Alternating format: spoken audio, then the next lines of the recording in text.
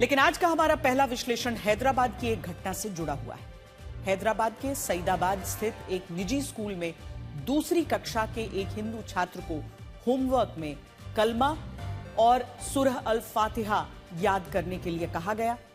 जिस कॉपी में यह होमवर्क लिखा गया उसकी कुछ तस्वीरें भी हमारे पास हैं, जिन्हें आप अपने टीवी स्क्रीन पर देख सकते हैं।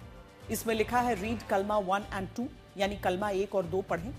आगे लिखा है रीड फातिहा, यानी फातिहा पढ़ें। कलमा इस्लाम में आस्था की घोषणा यानी डिक्लेरेशन ऑफ फेथ मानी जाती है, जबकि फातिहा कुरान का पहला अध्याय है जिसे सूरह अल फातिहा कहते हैं। हैरानी की बात यह है कि जिस बच्चे को यह होमवर्क करने के लिए दिया गया वो एक हिंदू परिवार से आता है और इस परिवार का आरोप है कि स्कूल ने इससे पहले भी एक बार होमवर्क डायरी में कलमा याद करने के लिए लिखा था। अब सवाल आता है कि ऐसा क्यों किया गया और एक हिंदू बच्चे को कलमा क्यों याद कराया जा रहा था। स्कूल प्रबंधन का कहना है कि यह सिर्फ गलती से हुआ है और क्योंकि स्कूल में मुस्लिम छात्रों के लिए इस्लामिक स्टडीज की भी पढ़ाई होती है और उन्हें कलमा याद करने का होमवर्क दिया जाता है, इसीलिए हो सकता है कि यहां एक भूल से यही होमवर्क इस 6 साल के हिंदू बच्चे को भी दे दिया गया। लेकिन शिकायत करने वाला हिंदू परिवार इन दावों को गलत बता रहा है। परिवार का कहना है कि जब पहले भी उन्होंने इस होमवर्क को लेकर शिकायत की थी तब भी स्कूल ने इसे सामान्य बताया था।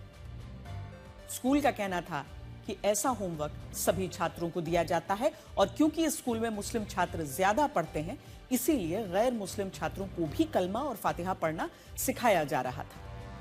यानी इसे ऐसे समझिए कि स्कूल में मुस्लिम छात्र बहुसंख्यक थे, इसीलिए आरोप है कि हिंदू छात्रों को भी कलमा और फातिहा पढ़ने के लिए मजबूर किया गया। लेकिन यह मामला अब तूल पकड़ रहा है। इस प्राइवेट स्कूल ने शेख आयशा परवीन नाम की आरोपी टीचर के खिलाफ कार्रवाई करते हुए उन्हें निष्कासित कर दिया है। स्थानीय लोगों ने स्कूल के बाहर विरोध प्रदर्शन किया है, लेकिन यह मामला थमता हुआ नहीं दिख रहा। सवाल उठ रहा है कि देश में कलमा पढ़ने या कलमा याद करने या कलमा पढ़कर सुनाने की घटनाएं तेजी से क्यों बढ़ रही हैं और आखिर हिंदू या गैर मुस्लिम समुदाय के लोग कलमा क्यों याद करें। पिछले हफ्ते 11 जुलाई को उत्तर प्रदेश के मुरादाबाद में एक हिंदू महिला ने भी यही आरोप लगाए थे कि उससे धर्मांतरण के लिए जबरन कलमा पढ़वाया गया। उससे पहले जून के महीने में उत्तर प्रदेश के शामली में कई दुकानों पर ऐसी फुटबॉल बेची जा रही थी जिन पर कलमा अंकित किया गया था। अप्रैल महीने में मुंबई के मीरा भायंदर इलाके में जुबैर अंसारी नाम के व्यक्ति ने 2 सिक्योरिटी गार्ड पर इसीलिए चाकू से हमला कर दिया था क्योंकि वो कलमा पढ़ना नहीं जानते थे, हिंदू थे। और ऐसी घटनाओं की यह सूची यही खत्म नहीं होती। इसी साल 1 जनवरी को गाजीपुर के एक प्राइवेट स्कूल पर यह आरोप लगा कि वहां गैर मुस्लिम छात्रों से नमाज और कलमा पढ़वाई जा रही। और इससे पहले पिछले साल जब पहलगाम का आतंकवादी हमला हुआ था तब भी आतंकवादियों ने कलमा न पढ़ने पर 25 हिंदू पर्यटकों की उनका धर्म पूछ कर हत्या कर दी थी। और यकीन मानिए ये घटनाएं हमारे समाज को अब डरा रही। उदाहरण के लिए अप्रैल महीने में जब मुंबई के मीरा भायंदर इलाके में कलमा नहीं पढ़ने पर 2 सिक्योरिटी गार्ड पर चाकू से हमला हुआ, तब हमारे देश में गूगल पर लोग ये सर्च कर रहे थे कि कलमा को कैसे पढ़ा जाता है। उस वक्त पर गूगल पर कलमा का सर्च इंटरेस्ट 85 हो गया था। और बात सिर्फ इस एक घटना की नहीं है। इससे पहले जब 22 अप्रैल 2025 को पहलगाम का हमला हुआ था तब भी गूगल पर भारत में कलमा का सर्च इंटरेस्ट 100 पहुंच गया था, जो सबसे ज्यादा होता है। इससे यह पता चलता है कि ऐसी घटनाओं के कारण लोगों में यह भावना पैदा हो रही है कि जान बचाने के लिए उन्हें कलमा पढ़ना जरूर आना चाहिए। कलमा इस्लाम में पढ़ी जाने वाली कुछ खास पंक्तियां होती हैं जो किसी मुस्लिम के विश्वास को मजबूत करती हैं। आमतौर पर इन्हें 6 कलमे कहा जाता है और इनका आधार कुरान और हदीस से लिया गया है और मदरसों में बच्चों को इन्हें याद कराया जाता है ताकि वो इस्लाम के मूल सिद्धांत को समझ सके। यानी कलमा पढ़ने का सीधा सीधा मतलब है अल्लाह को मान लेना और मुसलमान आमतौर पर इसे नमाज के बाद पढ़ते हैं।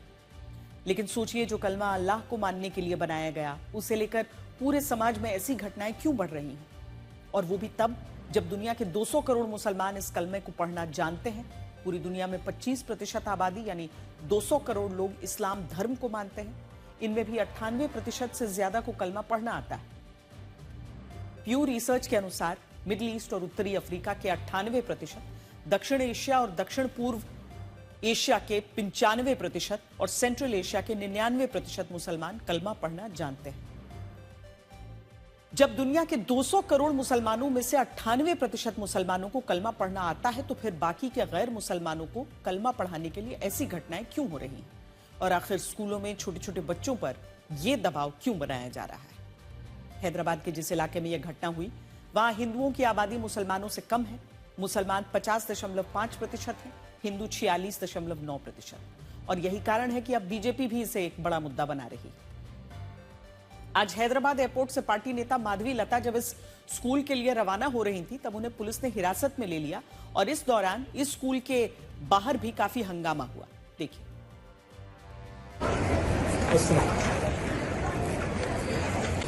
I'm here detained at the airport with the police force.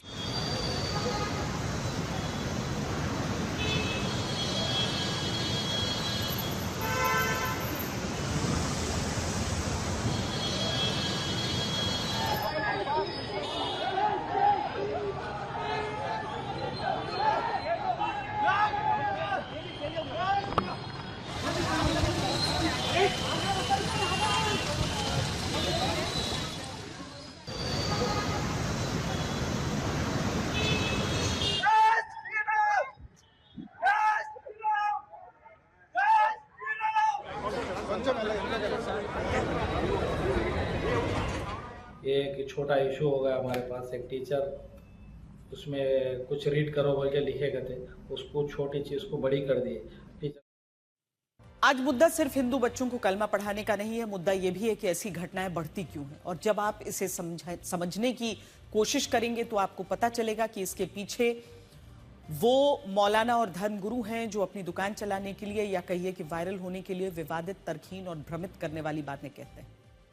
जैसे आज उत्तर प्रदेश के एक मौलाना जर्जीश अंसारी ने झारखंड में एक विवादित बयान दिया। उन्होंने कहा कि भगवान श्री कृष्ण 5 वक्त के नमाजी थे। उन्होंने इस्लाम धर्म का प्रचार प्रसार किया था, ऐसा उन्होंने कहा। यही नहीं, अपने इस गलत और बेतुके बयान को साबित करने के लिए उन्होंने श्रीमद् भगवद गीता के एक श्लोक का सहारा लिया और यह कहा कि गीता के 6ठे अध्याय के 10वें श्लोक में भगवान श्री कृष्ण अर्जुन को 5 वक्त की नमाज पढ़ने का निर्देश देते हैं। अब बड़ी बात यह है कि जब जर्जीश अंसारी यह गलत दावा करते हैं तो वहां तालियां बजती हैं, यानी लोग इसे सहजता से स्वीकार कर रहे होते हैं और ये मान रहे होते हैं कि वो जो कुछ कह रहे हैं सही कह रहे हैं। हमारे भाई अगर बुरा ना माने तो कृष्ण जी भी 5 वक्त की नमाज पढ़ा करते थे। यकीन ना आए तो श्रीमद् भागवत गीता का 6ठा अध्याय का 10वां मंत्र देख लीजिए। योगी उज्जीत सततमात्मानं रहसि स्थिता एकाकी अच्युतात्मा निराशीर परिग्रह, जिसमें कृष्ण जी अर्जुन से कह रहे हैं कि हाय अर्जुन, ईश्वर की जब पूजा करो तो पूरे शरीर का योग करो। योगी, यूपी वाला नहीं। योगी युज्जीत सततमात्मानम, पूरे शरीर का योग करो। यानी पूजा सिर्फ खड़े होकर नहीं, पूरे शरीर के साथ होनी चाहिए और पूरे शरीर का योग होना चाहिए। आज हिंदू धर्म में चले जाइए, सिर्फ ऐसे हाथ उठाएंगे, ओम नमः शिवाय, बस हो गई पूजा। मौलाना जर्जीश अंसारी झूठ बोलने, मनगढ़ंत दावे करने, काल्पनिक कहानियां बनाने और लोगों को धर्म के नाम पर बरगलाने के लिए मशहूर हैं और इस बार भी उन्होंने कुछ अलग नहीं किया, जिसके लिए उन पर एफआईआर भी दर्ज हो गई। श्रीमद् भगवद गीता के जिस श्लोक को आधार बनाकर उन्होंने भगवान श्री कृष्ण को 5 वक्त का नमाजी बता दिया, वो श्लोक कहीं से भी इस्लाम धर्म और नमाज का उल्लेख नहीं करता। ये श्लोक तो ये कहता है कि जो व्यक्ति आध्यात्मिक मार्ग पर चलना चाहता है उसे शांति से बैठकर अपने मन को काबू में करना चाहिए, ध्यान और आत्मचिंतन करना चाहिए और उसे लालच, इच्छाओं और संग्रह करने की आदत से दूर रहना चाहिए। लेकिन जर्जीश अंसारी ने योग, ध्यान, आत्मचिंतन का अर्थ नमाज बना दिया और क्यों बना दिया उसका कारण बहुत स्पष्ट है। मौलाना की भेष में नजर आने वाले ऐसे लोग असल में सोशल मीडिया इन्फ्लुएंसर्स बन गए हैं जो अपनी वीडियो पर ज्यादा से ज्यादा व्यूज और लाइक्स चाहते हैं और जर्जीश अंसारी का भी यही काम रहा। जर्जीश अंसारी भी मौलाना कम और एक कंटेंट क्रिएटर ज्यादा हैं जिन्होंने यूट्यूब पर अपने अलग अलग चैनल बनाए हुए हैं। इनमें एक यूट्यूब चैनल का नाम है जर्जीश अंसारी ऑफिशियल और इसके 1,13,000 सब्सक्राइबर्स हैं, जबकि दूसरे यूट्यूब चैनल का नाम है इस्लामिक कॉन्फ्रेंस और इसके 9,08,000 सब्सक्राइबर्स हैं। ये सब्सक्राइबर्स लाखों में इसीलिए हैं क्योंकि जर्जीश अंसारी हिंदू देवी देवताओं का अपमान करके उन्हें इस्लाम धर्म से बताने के लिए नए नए वीडियो बनाते हैं और बाद में जब इनकी चर्चा होती है तो इनकी दुकान चल पड़ती है। ये फॉर्मूला ठीक वैसा ही है जो वायरल होने के लिए या सुर्खियों में रहने के लिए कुछ चुनिंदा और भी लोग अपनाते हैं। उदाहरण के लिए हाल ही में एक स्टैंड अप कॉमेडियन ने मंच से यह कहा कि मौजूदा सरकार सीता के पति का नाम लेती है लेकिन नीता के पति का काम करती है। आप खुद सोचिए, क्या सरकार की आलोचना के लिए हिंदू देवी देवताओं को इसमें घसीटना और उन पर ऐसे चुटकुले बनाना सही हो सकता है? हम भी मानते हैं कि लोकतंत्र में सरकार की आलोचना होनी चाहिए, लेकिन वायरल होने के लिए या क्लिकबेट के लिए इतने निम्न स्तर पर जाना ठीक नहीं हो सकता।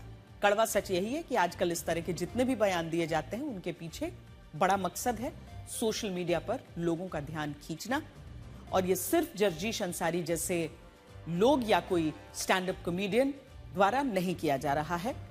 बिहार के किशनगंज से कांग्रेस सांसद डॉक्टर मोहम्मद जावेद आजाद का एक नया बयान आया है जिसमें वो नई शिक्षा नीति का विरोध करते हुए ये कहते हैं कि संस्कृत विदेशी भाषा है, उर्दू भारतीय भाषा है। जहाँ तक उर्दू टीचर्स की बात है, ये ज़रूरी है क्योंकि बिहार में ये सेकेंड लैंग्वेज है और सेकेंड लैंग्वेज को ऐसे हम ख़त्म करने नहीं देंगे। हम चाहते हैं कि उर्दू जो हिंदुस्तानियों की ज़ुबान है, ये कोई बाहर से नहीं आई है, संस्कृत बाहर से आई है, अंग्रेज़ी बाहर से आई है, हिंदी और उर्दू ये हमारी ज़बान है जो हिंदुस्तान में पैदा हुई, इसको हम ख़त्म नहीं होने। सोचिए, हिंदू देवी देवताओं और भारतीय संस्कृति को लेकर ये सारे बयान उस भारत में दिए जा रहे हैं जहां कुछ लोग अब हिंदुओं को असहनशील और असहिष्णु बताने लगे हैं। और बात सिर्फ इन बयानों की भी नहीं है।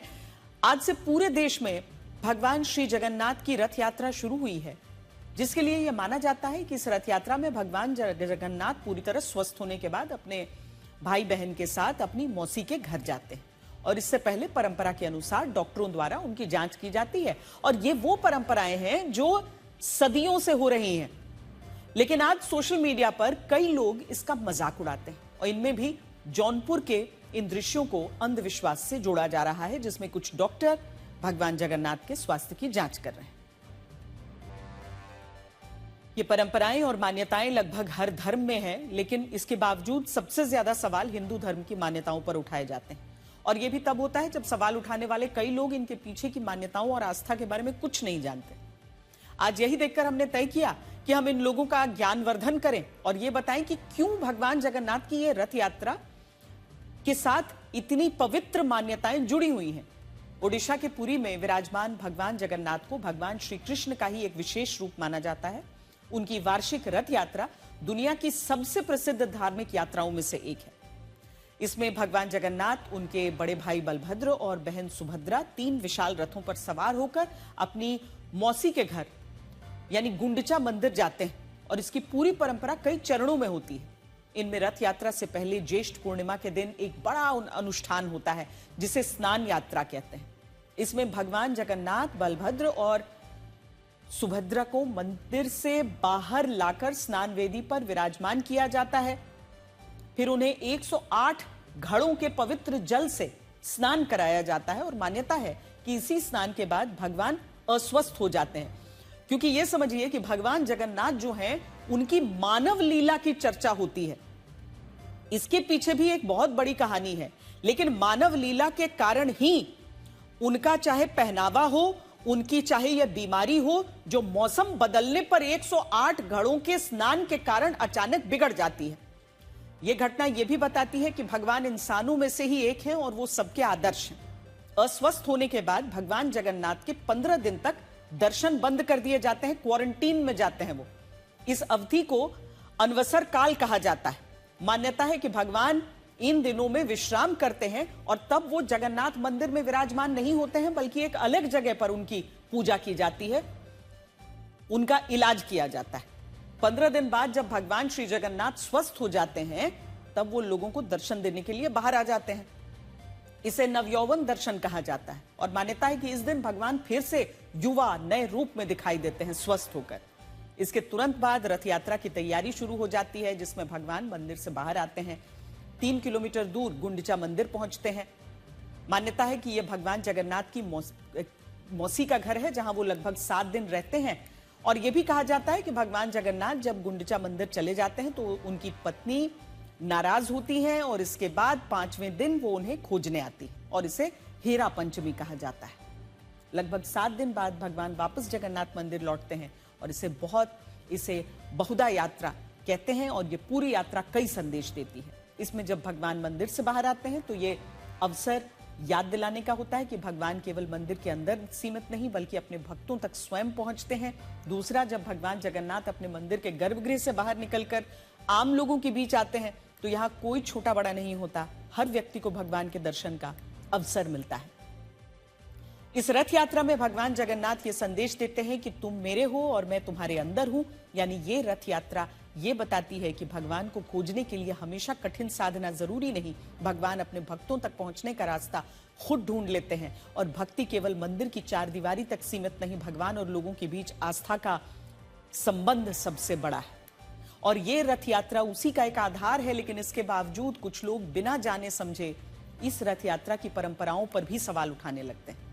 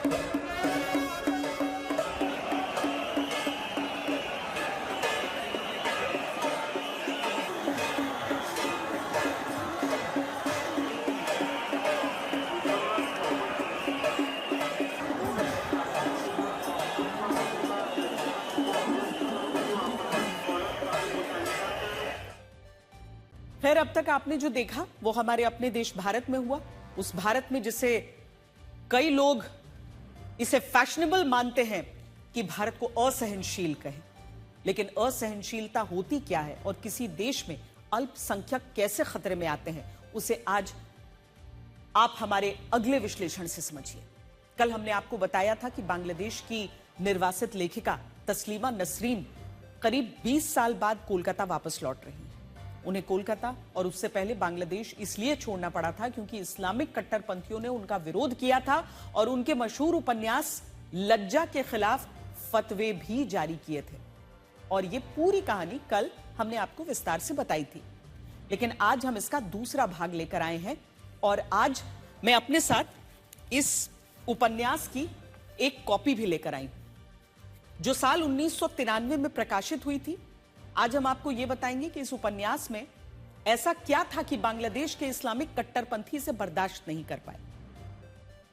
यह उपन्यास वर्ष 1992 के उन हिंदू विरोधी अत्याचारों पर लिखा गया था जब अयोध्या में बाबरी ढांचे को गिराया गया था। 6 दिसंबर 1992 की इस घटना के बाद बांग्लादेश में कई हिंदू परिवारों को निशाना बनाया गया, उनके मंदिरों में तोड़फोड़ और आगजनी की गई।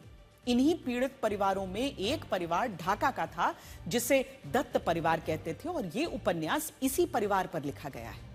आज जब आप इस परिवार की कहानी जानेंगे तो आपको पता चलेगा कि बांग्लादेश में अल्पसंख्यक हिंदुओं पर क्या-क्या जुल्म हुए।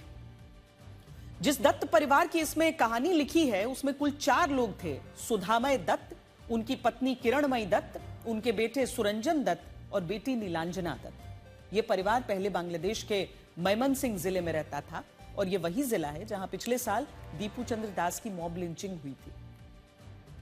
तस्लीमा नसरीन ने इस हिंदू परिवार पर यह उपन्यास इसीलिए लिखा क्योंकि वो भी इसी मैमनसिंह जिले से थी और वो बताती हैं कि यह हिंदू परिवार बहुत पहले मैमनसिंह जिले से राजधानी ढाका आ गया था।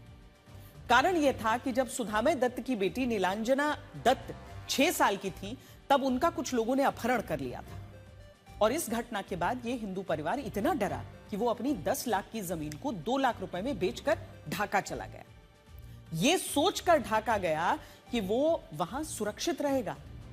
लेकिन 1990 में बांग्लादेश में सांप्रदायिक दंगे भड़के। इन दंगों में फिर से हिंदू परिवारों को निशाना बनाया गया। उस समय कमाल नाम के मुस्लिम व्यक्ति ने इन दंगों में इस हिंदू परिवार की जान बचाई और यहां से इस हिंदू परिवार को यह लगा कि वो अपने मुस्लिम पड़ोसियों पर भरोसा कर सकते हैं। लेकिन फिर 2 साल बाद जब अयोध्या में विवादित ढांचे को गिराया गया तो दोबारा से हिंदुओं के खिलाफ वहां पर खून खराबा शुरू हो गया। उस वक्त इस हिंदू परिवार के लोग यही सोच रहे थे कि उन्हें कुछ नहीं होगा, यह देश उनका भी है, इसीलिए वो भी मुसलमानों की तरह सड़कों पर पूरी आजादी के साथ घूम सकते हैं। लेकिन 7 दिसंबर 1992 को इस हिंदू परिवार के घर के बाहर एक जुलूस निकला। इसमें कई मुसलमान ये नारा लगा रहे थे कि 1-2 हिंदू को पकड़ो और सुबह शाम नाश्ता करो। जब इस परिवार ने इन नारों को लगाने वाले मुसलमानों का चेहरा देखा तो उन्हें पता चला कि ये सारे उन्हीं के मोहल्ले के हैं। इनमें आसपास रहने वाले जब्बार, रमजान, आलमगीर, कबीर और अबेदीन जैसे लड़के थे जो सुरंजन दत्त से परिचित थे। इसके अगले दिन जब सुरंजन दत्त अपने घर से बाहर जाने की हिम्मत करता है तो वो ये देखते हैं कि कई लड़के एक समूह में खड़े होते हैं। वो सुरंजन को देखकर ये कहते हैं कि हिंदू है, पकड़ो। यानी इस हिंदू परिवार को उसके परिचित और पड़ोसी मुस्लिम परिवारों ने ही असहाय छोड़ दिया। और इनमें भी जो मुस्लिम लड़के इस हिंदू परिवार को मारना चाहते थे उनमें भी आलम नाम का एक लड़का चंदा लेने के लिए उनके घर आता था। यह वही क्षण था जब इस हिंदू परिवार को समझ आया कि उन्हें कोई मुसलमान बचाने नहीं आएगा। और यही सोचते हुए सुरंजन दत्त ने अपने बचपन की वो घटना याद की जब 7वीं कक्षा में फारूक नाम का उसका दोस्त अपने टिफिन में गोमांस लेकर आया था और जानबूझकर उसने ये गोमांस सुरंजन दत्त को खिला दिया था। इस घटना को याद करते ये हिंदू परिवार दंगों के वक्त खूब डर रहा था और इसी डर के बीच वो हुआ जो बांग्लादेश में अल्पसंख्यक हिंदुओं की बेचारगी दिखाने वाला था। कुछ कट्टरपंथियों ने दंगों के दौरान इस हिंदू परिवार के घर पर हमला किया और सुधामय दत्त की बेटी का दिन दहाड़े अपहरण कर लिया। उस वक्त इस परिवार ने कई मिन्नतें की, पड़ोसी मुस्लिम परिवारों से मदद मांगी, लेकिन ये मुस्लिम परिवार इस हिंदू परिवार को ऐसे देखते रहे जैसे ये पागल हों, बेवजह चिल्ला रहे। यहां पर इसका जिक्र करते हुए तस्लीमा नसरीन लिखती हैं कि किरणमयी के दरवाजा खोलते ही अचानक 7 युवक धड़ाम से अंदर घुसे। उनमें से 4 के हाथों में मोटी मोटी लाठियां थीं, बाकी के हाथों में क्या है देखने से पहले ही किरणमयी को लांघते हुए वो अंदर घुस आए। उनकी उम्र 21-22 की होगी। 2 के माथे पर टोपी थी, पजामा कुर्ता पहने हुए थे, बाकी 3 पैंट शर्ट में थे। अंदर घुसकर किसी से कुछ बोले बिना टेबल, कुर्सी, कांच की अलमारी, टेलीविजन, रेडियो, बर्तन, किताब, ड्रेसिंग टेबल, कपड़ा लत्ता, पेडेस्टल फैन, जो कुछ सामान मिला उन्मादी की तरह तोड़ने लगे। आखिर में जब इस परिवार को पता चला कि किसी व्यक्ति ने उनकी बेटी की लाश को पास के एक इलाके में देखा है तो यह हिंदू परिवार इतनी भी हिम्मत नहीं कर सका कि वो उसे देखने जाए। इस परिवार ने आखिर में यह तय किया कि बांग्लादेश ने कभी उन्हें अपना माना ही नहीं और इसी के बाद वो भारत जाने के लिए तैयार हुए। और सोचिए यही वो कहानी है जो कट्टरपंथियों को उस जमाने में इतनी चुभी कि पहले वहां की सरकार ने इस किताब पर प्रतिबंध लगाया, बाद में तस्लीमा नसरीन को देश छोड़ने के लिए कह दिया। और सोचिए ये सब हिंदुओं के साथ उस बांग्लादेश में हुआ जिस बांग्लादेश का निर्माण इसी भारत ने कराया था। हालांकि अब तस्लीमा नसरीन 20 साल बाद 1 अगस्त को कोलकाता लौट रही हैं और इस दौरान बंगाल के मुख्यमंत्री शुभेंदु अधिकारी खुद उनका स्वागत करेंगे। आपको ये बताते हैं कि क्या चीन में भगवानों से पहले कम्युनिस्ट पार्टी की पूजा करना अनिवार्य हो गया है? यह सवाल टेलीग्राफ की उस रिपोर्ट के बाद पूछा जा रहा है जिसका शीर्षक है Christians are disappearing for worshipping a god other than Xi. यानी शी जिनपिंग के अलावा किसी और ईश्वर की पूजा करने वाले ईसाई अब चीन में गायब किए जा रहे हैं। इस पूरी रिपोर्ट का निष्कर्ष यह है कि चीन की कम्युनिस्ट पार्टी ऐसा चाहती है कि उसके लोगों की सर्वोच्च निष्ठा पार्टी और शी जिनपिंग के प्रति हो, न कि किसी स्वतंत्र धार्मिक संस्था या धर्म के प्रति। इस बात को आप इस तस्वीर से भी समझ सकते हैं जो द ऑस्ट्रेलियन नाम के एक अखबार में प्रकाशित हुई थी। इसमें यह बताया गया था कि चीन में जिन चर्चेस को सरकार ने खुद मान्यता दी है उनमें ईसा मसीह के साथ राष्ट्रपति शी जिनपिंग की तस्वीर भी लगाई जाती है और यह चीन की एक राष्ट्रीय नीति के तहत होता है। इसे सिनिसाइजेशन ऑफ रिलीजन कहते हैं, जिसकी शुरुआत साल 2015 में राष्ट्रपति शी जिनपिंग ने की थी। इसका उद्देश्य था चीन में सभी धर्मों को कम्युनिस्ट पार्टी के अनुरूप बनाना, यानी धर्म तो होगा लेकिन वो कम्युनिस्ट पार्टी और उसकी विचारधारा से बड़ा नहीं माना जाएगा। टेलीग्राफ की रिपोर्ट कहती है कि चीन आधिकारिक रूप से 5 धर्मों को मान्यता देता है। इनमें बौद्ध धर्म है, ताओ धर्म है, इस्लाम धर्म है, प्रोटेस्टेंट ईसाई धर्म है और कैथोलिक ईसाई है। लेकिन इसी के साथ चीन की सरकार ने इन सभी धर्मों के आधिकारिक धार्मिक संस्थाएं बना दी हैं। जैसे ईसाइयों के लिए 2 सरकारी चर्च हैं। एक को 3 सेल्फ पेट्रियोटिक मूवमेंट कहते हैं जो प्रोटेस्टेंट ईसाइयों के लिए होता है, और दूसरे को चाइनीज पेट्रियोटिक कैथोलिक एसोसिएशन कहते हैं जो कैथोलिक ईसाइयों के लिए होता है। और इन चर्च पर सरकार का पूरा नियंत्रण रहता है। जैसे इसमें कम्युनिस्ट पार्टी के गीत गाए जाते हैं, उनके प्रति निष्ठा दिखाई जाती है, कई जगहों पर चर्च के अंदर शी जिनपिंग की तस्वीर लगाई जाती है और धार्मिक शिक्षा भी सरकार के दिशा निर्देश के अनुसार होती है। अब क्योंकि कई लोग कहते हैं कि ये चर्च सरकारी नियंत्रण के कारण कम्युनिस्ट पार्टी के दफ्तर जैसे लगते हैं, इसीलिए वो अंडरग्राउंड चर्च चलाते हैं। ये वो चर्च होते हैं जो बिना सरकार की अनुमति के घरों, किराए के कमरों या छोटे समूहों में चलाए जा रहे हैं, और इन्हें कुछ लोग हाउस चर्चेस भी कहते हैं। यानी जिन लोगों को राष्ट्रपति शी जिनपिंग की तस्वीर वाले सरकारी चर्चों में जाने की इच्छा नहीं होती, वो लोग ऐसे अंडरग्राउंड चर्च में प्रार्थना करते हैं, जबकि चीन के कानून के अनुसार ये गैर कानूनी है। चाइना एड नाम की संस्था कहती है कि ऐसे अंडरग्राउंड चर्च चलाने के लिए अब तक 10,000 लोग पिछले 10 साल में गिरफ्तार हो चुके हैं, और इन्हीं गिरफ्तार हुए लोगों के लिए ऐसा कहा जाता है कि जिन ईसाइयों ने ईसा मसीह के साथ शी जिनपिंग की पूजा नहीं की, उन्हें गायब कर दिया गया। हालांकि चीन की सरकार इस पूरे विवाद पर कुछ और कहती है। उनका कहना है कि चीन में धार्मिक मामलों का संचालन कानून के अनुसार किया जाता है, जिसे धार्मिक आजादी का उल्लंघन कहना सही नहीं हो सकता। अब इस खबर का एक पहलू यह है कि चीन में ईसा मसीह से पहले कम्युनिस्ट पार्टी और राष्ट्रपति शी जिनपिंग के प्रति ज्यादा निष्ठावान होना जरूरी होता है, लेकिन एक दूसरा पहलू यह है कि क्या चीन एक नास्तिक देश बन गया है? इस सवाल को जानने के लिए हमें इतिहास में जाना होगा, क्योंकि चीन में हमेशा से धार्मिक मामलों का संचालन कानून के हिसाब से नहीं होता था। एक समय चीन ऐसा देश था जहां हजारों वर्षों तक धर्म और आध्यात्मिक परंपराएं समाज का आधार थी। बौद्ध मंदिरों में पूजा होती थी, ताओ धर्म की परंपरा जीवित थी, कन्फ्यूशियस यानी कन्फ्यूशनिज्म की शिक्षाएं समाज और शासन का मार्गदर्शन करती थी। और बाद में ईसाई धर्म भी चीन में फैल गया, कई चर्च स्थापित हुए। यानी 1 सदी पहले तक चीन नास्तिक देश नहीं था। उल्टा साल 1912 तक चीन पर चिंग राजवंश का शासन था। ये वही राजवंश था जो मैंडेट ऑफ हेवन यानी स्वर्ग के आदेश से चलता था, और उस राजवंश में धर्म का महत्व बहुत ज्यादा था। लेकिन 1912 में जब चिंग राजवंश समाप्त हुआ और उसके बाद चीन रिपब्लिक ऑफ चाइना बना, तब सब कुछ बदल गया। उस वक्त चीन की नई सरकार उसे एक आधुनिक राष्ट्र बनाना चाहती थी, जिसके कारण वहां धीरे धीरे धार्मिक संस्थाओं का प्रभाव कम हुआ। इनमें भी साल 1917 एक नया मोड़ लेकर आया।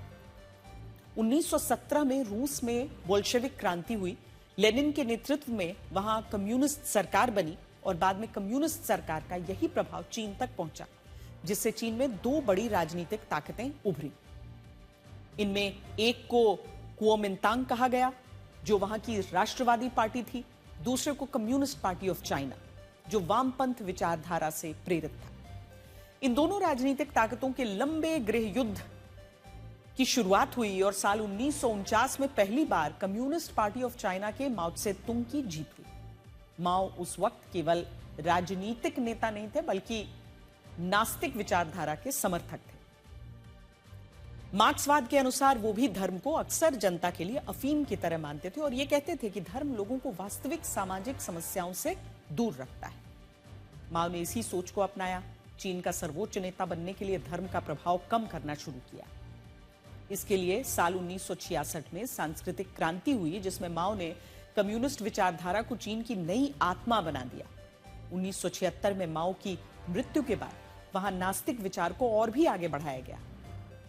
1982 में चीन ने नया संविधान बनाया, जिसमें यह लिखा गया कि लोगों को धार्मिक विश्वास रखने की स्वतंत्रता होगी, लेकिन साथ ही यह भी व्यवस्था रहेगी कि धार्मिक गतिविधियां कानून और राज्य के नियंत्रण के अधीन हो।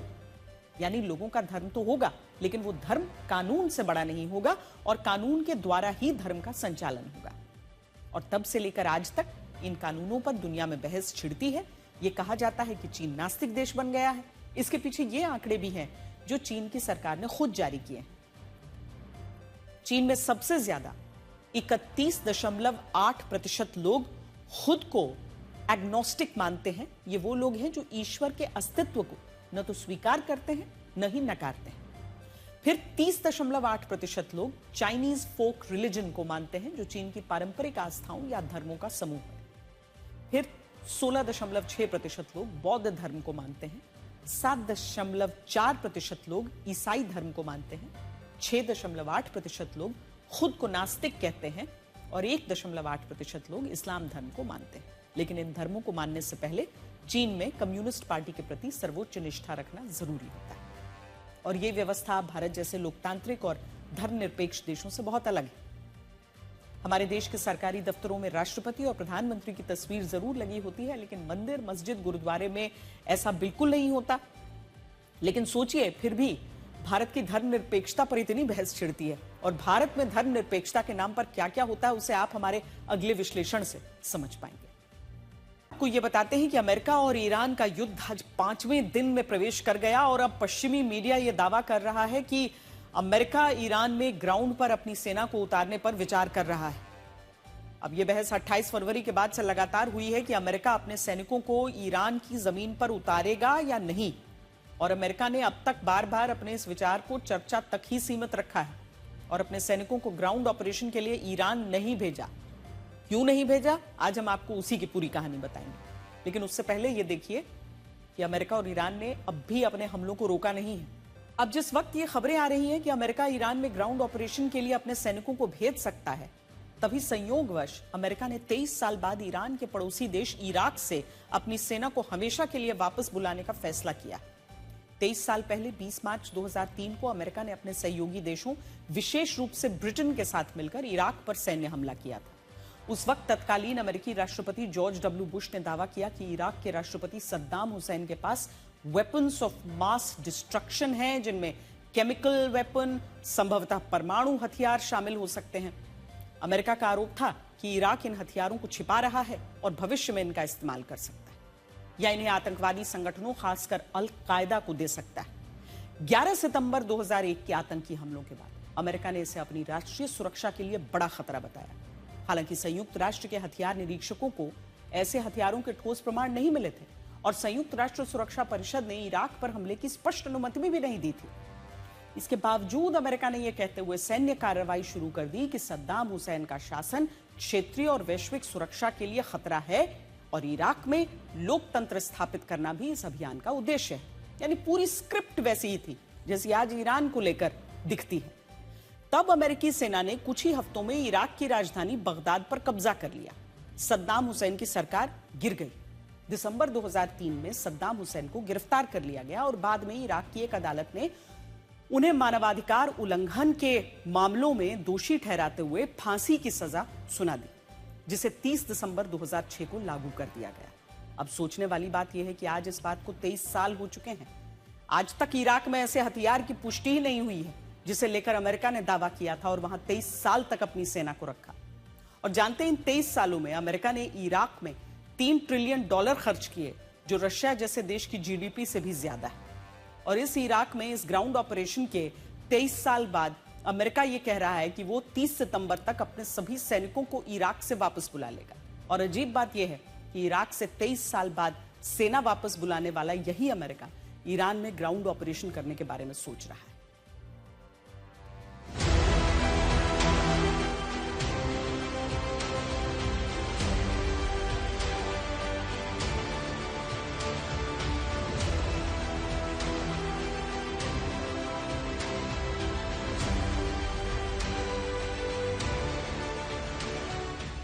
Well, we don't think we need the military there anymore. It's a very big operation.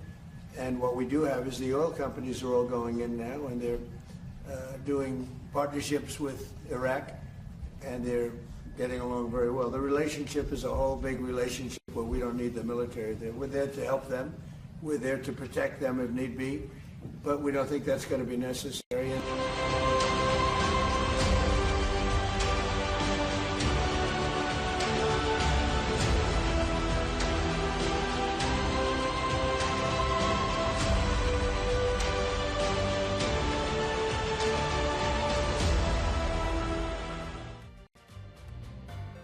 पिछले कुछ महीनों से हमारे देश के सबसे तेज दिमाग वाले लोग यानी हमारे वैज्ञानिक इसरो छोड़ रहे हैं। इन वैज्ञानिकों में कुछ ने इस्तीफा दे दिया है, कुछ ने समय से पहले रिटायरमेंट ली है। जिन वैज्ञानिकों ने इसरो को अलविदा कहा वो गगनयान, चंद्रयान 4 जैसे कई अहम स्पेस मिशन से जुड़े हुए थे। वैज्ञानिकों द्वारा इसरो छोड़ना सरकार के लिए एक बड़ी चिंता का विषय बन गया है। हमारे वैज्ञानिकों द्वारा अचानक से इसरो से जाने का मतलब है देश के सम्मान से जुड़े अहम स्पेस मिशन में रुकावट पैदा होना। सूत्रों के अनुसार अभी तक करीब 120 वैज्ञानिकों और अधिकारियों ने इसरो छोड़ा है। अभी तक जो जानकारी मिली है उसके अनुसार बेंगलुरु के युवा राव सैटेलाइट सेंटर के करीब 80 वैज्ञानिक और तिरुवनंतपुरम के विक्रम साराभाई स्पेस सेंटर के 20 वैज्ञानिकों ने इसरो से खुद को अलग किया है। इसके अलावा अहम स्पेस मिशन से जुड़े बड़े पदों पर बैठे अधिकारियों ने भी इसरो छोड़ दिया है। जैसे LVM-3 रॉकेट परियोजना के प्रोजेक्ट डायरेक्टर ने खुद को अलग कर लिया है।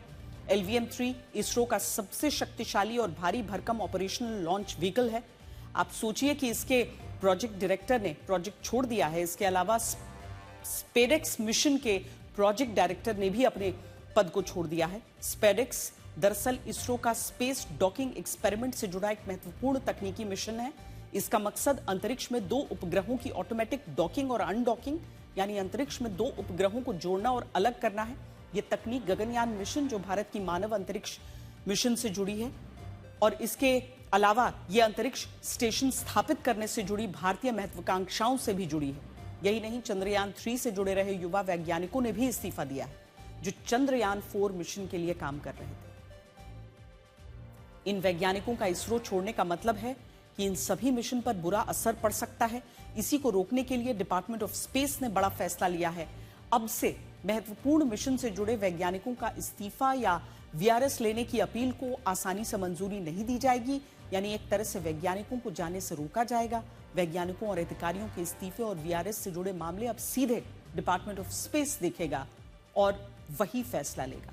2 दिन पहले DOS ने एक पत्र लिखकर सभी स्पेस सेंटर्स को इसकी जानकारी दे दी है और यह फैसला इसलिए लेना पड़ा क्योंकि बड़े स्पेस मिशन से जुड़े अनुभवी वैज्ञानिकों की जगह तुरंत भरना बहुत मुश्किल है। 2012 से 2024 के बीच करीब 700 कर्मचारियों ने अलग अलग कारणों से इसरो छोड़ी। फिलहाल इसरो भी करीब 1050 नई भर्तियां करने की प्रक्रिया में लगा हुआ है। सवाल यह है कि इसरो के वैज्ञानिकों का इस्तीफा क्यों हो रहा है, तो इसकी वजह है स्पेस स्टार्टअप्स। सूत्रों के अनुसार अंतरिक्ष मिशन से जुड़े इसरो के ये वैज्ञानिक देश में खुलने वाले नए स्पेस स्टार्टअप्स को ज्वाइन कर रहे हैं। 2020 में केंद्र सरकार ने भारत के स्पेस सेक्टर को प्राइवेट कंपनियों के लिए खोल दिया था और फिर 2023 में सरकार इसके लिए इंडियन स्पेस पॉलिसी लेकर आ गई थी। इसका मकसद था प्राइवेट कंपनियां भी स्पेस मिशन में अपनी भागीदारी दें। इस वक्त भारत में 400 से ज्यादा स्पेस स्टार्टअप्स हैं जिनमें करीब 4,815 करोड़ रुपए निवेश हो चुका है। अकेले 2025 में 1445 करोड़ रुपए का निवेश हुआ है। यानी अंतरिक्ष में नई उड़ान के लिए अब प्राइवेट खिलाड़ी भी मैदान में उतर चुके हैं। ऐसे में मुमकिन है कि अच्छे ऑफर्स और सुविधाओं के नाम पर वो इसरो के अनुभवी वैज्ञानिकों को अपने यहां हायर कर रहे हो। इस वक्त देश में एक SUV कार सड़क पर चल रहे सामान्य लोगों के लिए डर का सबब बन गई है और वो है थार। हालांकि ये डर केवल कार से भी नहीं है बल्कि इस कार को चलाने वाले लोगों की मानसिकता से। गुरुग्राम के सेक्टर 67 की एक सोसाइटी का मामला सामने आया है जिसने एक बार फिर से थार और उसके सवार दोनों को चर्चा में ला दिया है।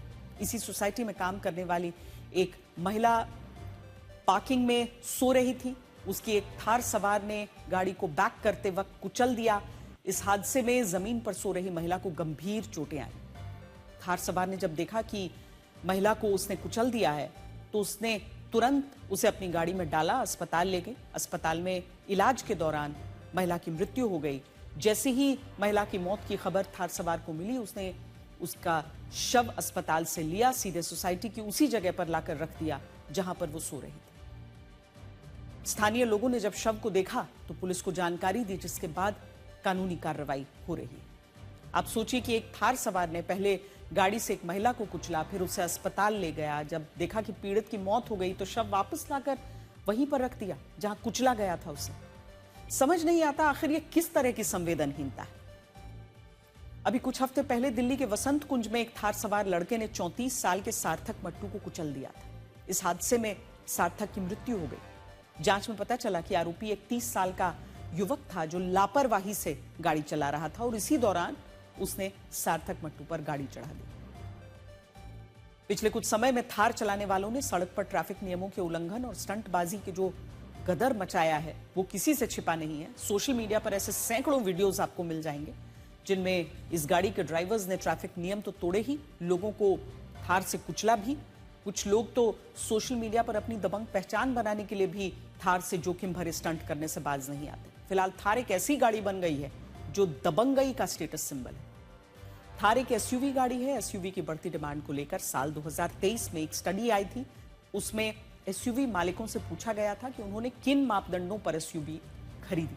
स्टडी में पूछे गए सवालों के जवाब में कुछ लोगों ने कहा कि उनकी एसयूवी उनका स्टेटस सिंबल है। कुछ ने कहा एसयूवी से उन्हें तेज रफ्तार में कार चलाने का आत्मविश्वास मिलता है। कुछ ने कहा उनकी एसयूवी सड़क पर उन्हें प्रभावशाली होने का एहसास कराती है। कुछ ने कहा कि एसयूवी से चलने पर उनको छोटी गाड़ियां कमतर लगती हैं। और यही नहीं, कुछ ने यह भी कहा कि एसयूवी चलाने पर उन्हें जोखिम उठाने का मन करता है। हालांकि यहां सिर्फ एक कार मॉडल की बात नहीं हो रही, बल्कि यह स्टडी हर एसयूवी कार ओनर्स से जुड़ी थी। सोचने वाली बात यह है कि थार जैसी एसयूवी गाड़ियों में बैठते ही कार चालकों का रोड सेंस बदल जाता है और शायद इसीलिए अक्सर थार चलाने वाले यातायात नियमों का उल्लंघन करते हैं, अन्य लोगों के लिए मुसीबत खड़ी कर देते हैं। अब हम मौसम में आए ऐसे बदलावों की बात करेंगे जिसने जलवायु परिवर्तन की चर्चाओं को केवल किताबी नहीं रहने दिया है। भारत में मॉनसून की स्थिति देखिए, आधा जुलाई बीत चुका और उत्तर भारत में अभी तक सामान्य से बहुत कम बारिश हुई है। यूरोप में तो बुरा हाल है, वहां तो गर्मी अपना प्रचंड रूप दिखा रही है। जून से लेकर अब तक यूरोप में भीषण गर्मी पड़ रही है, हजारों लोग मारे जा चुके हैं। अमेरिकी न्यूज वेबसाइट पॉलिटिको की एक रिपोर्ट के अनुसार गर्मी की वजह से यूके और यूरोप में अब तक 14,000 लोगों की मौत हुई है। इसमें फ्रांस में 2,000 से ज्यादा, बेल्जियम में 1,740, जर्मनी में 6,800, नेदरलैंड्स में 480, स्पेन में 810 और यूके में 2,200 लोगों की मौत हुई है। यूरोप के देशों में तापमान 37 से 43 डिग्री तक जा रहा है, जो सामान्य स्थिति नहीं है। आमतौर पर वहां तापमान 20 से 25 डिग्री सेल्सियस के आसपास रहता है। रिकॉर्ड तोड़ गर्मी को लेकर दुनिया भर के एनजीओ अब मैदान में उतर आए हैं। ये एनजीओ लोगों को भीषण गर्मी और जलवायु परिवर्तन पर जागरूक कर रहे हैं। इटली की राजधानी रोम में ग्रीन पीस नाम के एनजीओ ने बर्फ के पुतले लगाकर लोगों को जलवायु परिवर्तन के प्रति जागरूक किया। ग्रीन पीस एक इंटरनेशनल एनजीओ है जो जलवायु परिवर्तन, प्रदूषण कम करने और जंगलों के संरक्षण को लेकर अभियान चलाता है। रोम के कोलोसियम के पास इस एनजीओ ने इंसानी रूप के बर्फ के पुतले लगाए जो इस भीषण गर्मी में धीरे धीरे पिघल रहे थे। इस प्रदर्शन के जरिए इटली के लोगों को भीषण गर्मी से बचने के उपाय भी बताए गए और लोगों को जलवायु परिवर्तन के प्रति जागरूक भी किया गया। इटली में तापमान 40 से 45 डिग्री सेल्सियस तक पहुंचने लगा है और हालात ठीक नहीं है। आमतौर पर हमें ऐसा लगता है कि जलवायु परिवर्तन का कोई असर नहीं होता, लेकिन सच यह है कि हम अलग अलग तरह से इससे प्रभावित होते हैं। आपको यकीन नहीं होगा, लेकिन तेजी से बदल रही जलवायु और गर्मी ने हमारी नींदें उड़ा दी। अमेरिका की क्लाइमेट सेंट्रल नाम की संस्था ने एक नई स्टडी की है। इसमें पता चला कि रात के बढ़ते तापमान और जलवायु परिवर्तन की वजह से आम लोग हर साल 65 से 93 घंटे तक की नींद खो रहे हैं। यह स्टडी भारत के 100 से ज्यादा शहरों पर की गई थी। इस स्टडी के अनुसार चेन्नई के लोगों की नींद सबसे ज्यादा प्रभावित हुई है। यहां के लोग औसतन हर साल 93 घंटे कम सोते हैं। इसके अलावा मुंबई के लोग सालाना औसतन 84 घंटे, कोलकाता के लोग 80 घंटे की नींद खो रहे हैं। इसके अलावा अन्य शहरों की स्थिति भी हम आपको दिखाते हैं। साल 2020 से 25 के बीच इन शहरों में एक औसत व्यक्ति ने हर साल लगभग 56 घंटे की नींद रात के अधिक तापमान की वजह से खोई है। आमतौर पर रात का तापमान दिन की तुलना में कम होता है। दिन भर जो व्यक्ति मेहनत करने के बाद रात में सोता है, कम तापमान उसकी नींद को बेहतर बनाता है। लेकिन पिछले कुछ वर्षों में रात के तापमान में बढ़ोतरी हुई है, जिससे दिन भर तपे इंसानी शरीर को रात में भी राहत नहीं मिल रही है। इसी वजह से नींद की क्वालिटी में गिरावट आई है और नींद उड़ी उड़ी सी है।